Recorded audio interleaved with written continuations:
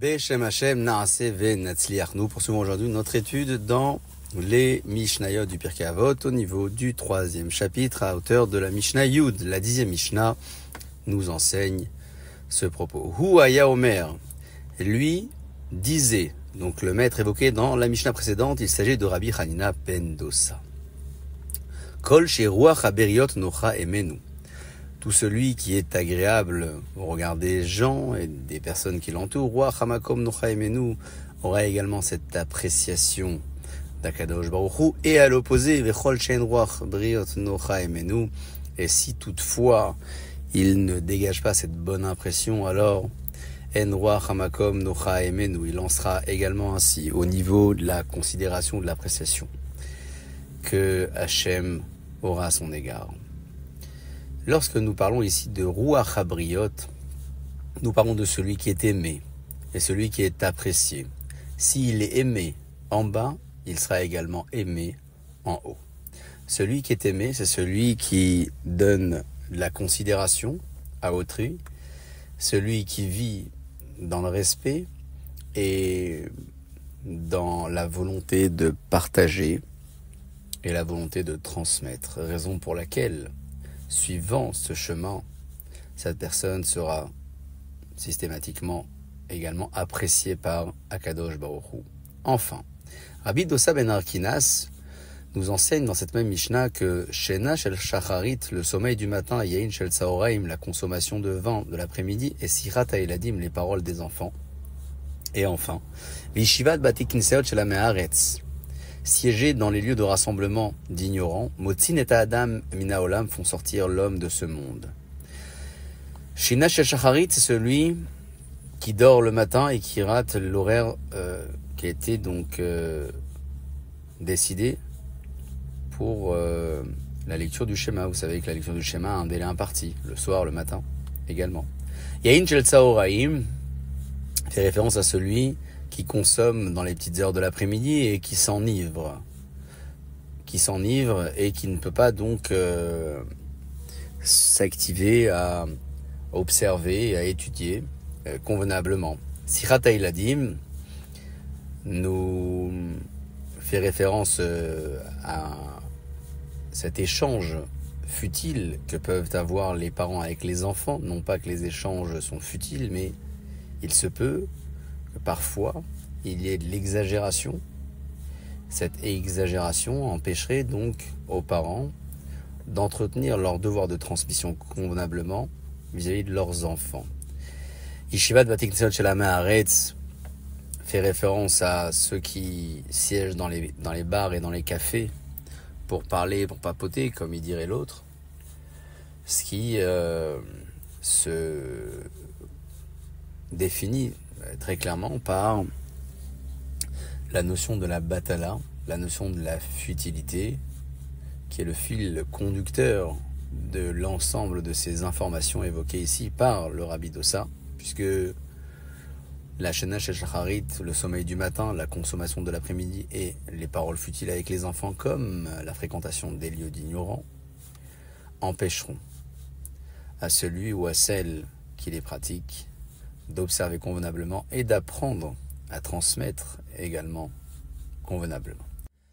Dans la Mishnah Yudalef à présent, Rav Elazar Amodaï dit la chose suivante. Amechalel ta kodashim, celui qui profane les kodashim, traduit par les objets saints ou certainement les offrandes, Amvazet Amoadot, qui méprise également les fêtes, Ave Amalvin Penechavero Barabim, mais celui qui fait pâlir le visage de son ami en public, va me faire brito chez l'Avram Avinu à la Vachalom, mais celui qui se rebelle et qui se défait de l'alliance qu'il a avec Avram Avinu. Et enfin, Megale Panim Batora chez Lokalacha, celui qui dévoile des facettes de la Torah qui aillent à l'encontre de la loi et de la halacha.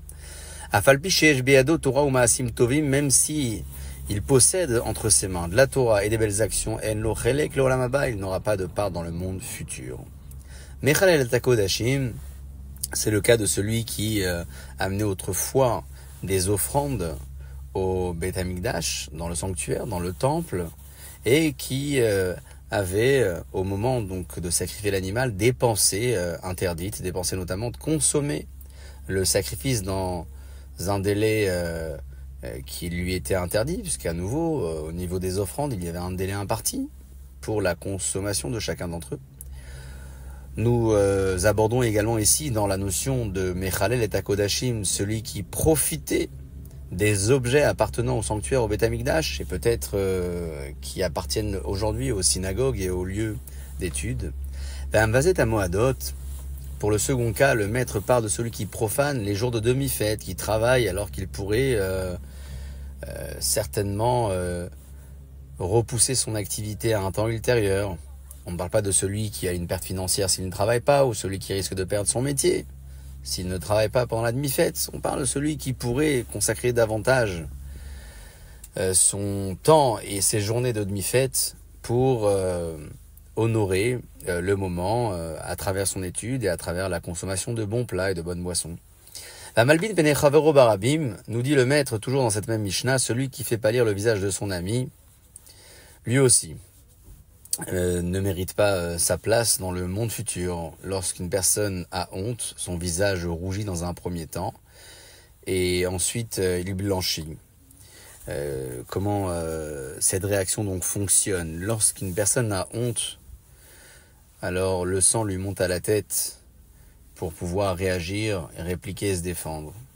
N'ayant pas toujours l'argument ou la phrase adéquate pour pouvoir se défendre, la personne en question va voir donc son sang redescendre complètement du visage par la honte et l'absence de réponse et de moyens pour y faire face, et c'est à ce moment-là où le visage pâlit. On peut donc estimer que lorsque une personne a fait pâlir le visage de son ami, il l'a tué en quelque sorte. À Méfer Berito, celui qui se défait de l'alliance, c'est celui qui n'a pas respecté la mitzvah de la Brit Mila, de la circoncision. Celui qui est Mégalé Panim Batorah, qui dévoile des facettes de la Torah qui ne soient pas convenables avec la codification de la halacha, qui traduit parfois donc littéralement le propos de la Torah, qui devrait être interprété au second degré, ou à l'inverse, lorsqu'il s'agit de l'interpréter donc au sens littéral, il le fait plutôt au second degré. C'est celui qui rejoint la catégorie des personnes à propos desquelles le maître nous enseigne que même si il a entre ses mains de la Torah et des belles actions, il n'aura pas de part dans le monde futur. Si toutefois la personne ici évoquée a réalisé une teshuva, un repentir sincère avant de quitter ce monde, alors en lecha davar sheomed bifnei teshuva, il n'y a rien qui tienne contre la teshuva.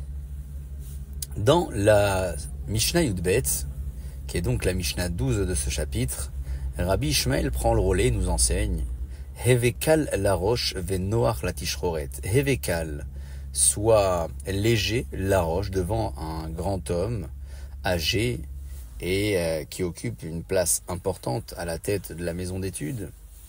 Soit léger, c'est-à-dire soit disponible pour lui, pour le servir. Noach la tishroret, et agréable au tishroret, c'est à l'égard d'un jeune homme qui a encore les cheveux noirs.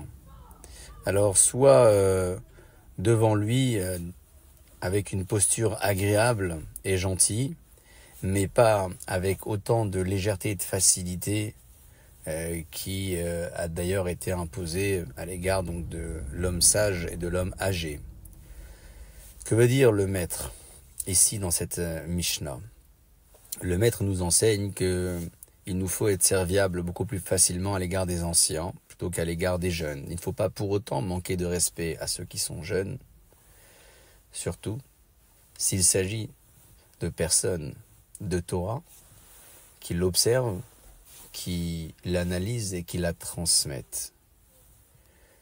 Ainsi est l'explication de Rabbi Ishmael. Enfin, conclut le maître en disant Veheve mekabel et kol adam besimcha, et accueille tout homme avec joie.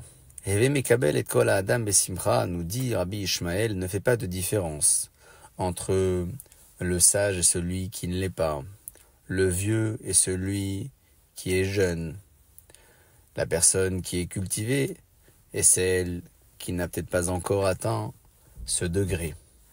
Heve mekabel et kol adam besimcha, soit accueillant, souriant à l'égard de tout homme, puisque, comme le disaient les maîtres de la pensée, le sourire de l'homme ne lui appartient pas. Son visage est public. Il lui faut alors dégager toujours une bonne impression pour encourager et donner de la bonté à toutes celles et ceux qui l'entourent de grandir et de progresser. Baruch Adonai Leolam, Amen.